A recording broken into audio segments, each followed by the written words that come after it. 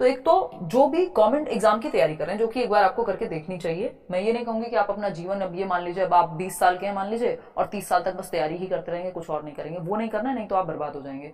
मतलब लिटरली मैं ये शब्द यूज कर रही हूँ। उसका रीजन है कि आप जैसे ही 2 से तीसरा साल, तीसरे से चौथा साल इस उम्मीद में कि नहीं अब ये वाला पेपर इस बार ये निकलेगा, इस बार ये वाला एग्जाम, और इसमें भी लोग सेलेक्टिव हो जाते हैं कि नहीं यूपी का नहीं भरना, दिल्ली का भरना है, या फिर ये केंद्रीय विद्यालय का भरना है। ये नहीं करना है। अगर आप गवर्नमेंट जॉब की अप्रोच से हैं तो आपके पास बहुत ज्यादा अपनी फ्रीडम नहीं है। वो जब वैकेंसी आएगी तभी आपको मौका भुना लेना एक तरह से मेहनत करके।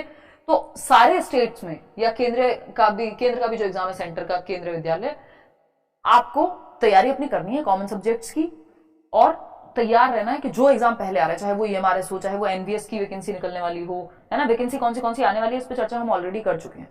तो किसी भी स्टेट में, चाहे वो चंडीगढ़ हो, जहां पे भी गवर्नमेंट जॉब की परमानेंट वैकेंसी निकल रही है कि मुझे फॉर्म फिल करना है और मुझे पेपर देकर के आना है, जो सरकारी नौकरी सबसे पहले हाथ में आएगी वो लूंगा या लूंगी, बात खत्म। उसके बाद आगे की तैयारी होती रहेगी, और करते हैं ऐसा बहुत लोग कि केंद्रीय विद्यालय में ले लिया, फिर दिल्ली में आ गए, किसी ने ईएमआरएस में ले लिया, फिर D+V का टीजीटी भी निकल गया, है ना। तो ये जितने भी एग्जाम्स हैं, जो भी गवर्नमेंट, अलग अलग स्टेट के एग्जाम्स पे नजर रखनी है। ठीक, आते हैं प्राइवेट जॉब पे। तो वो प्राइवेट जॉब का अगेन बहुत अच्छा माहौल मुझे नहीं लगता टीचिंग में। जितनी मेरी जिन लोगों से भी बात हुई है, जो लोग ऑलरेडी प्राइवेट स्कूल्स में पढ़ा चुके हैं, पढ़ा रहे हैं, है ना, कई दोस्त हैं, एक आध कजन है, कोई मैंने खुश खास देखा नहीं है ना। बस ठीक है, कुछ लोग ऐसे हैं हाँ, जो बहुत ही टॉप क्लास स्कूल में उनको मिल गई है जॉब। क्यों? क्योंकि उनकी डिग्री में भी बेटर थी, इंटरव्यू उन्होंने अच्छा क्रैक किया, टेट में भी मार्क्स ठीक थे, है ना, पर्सनैलिटी ठीक थी, कुछ और सर्टिफिकेशन था, तो वो सब करके किसी अच्छे स्कूल में अगर मिल रही है तो बिल्कुल ले लीजिए। अदरवाइज तो सिंपल है, फिर अपना तैयारी कीजिए।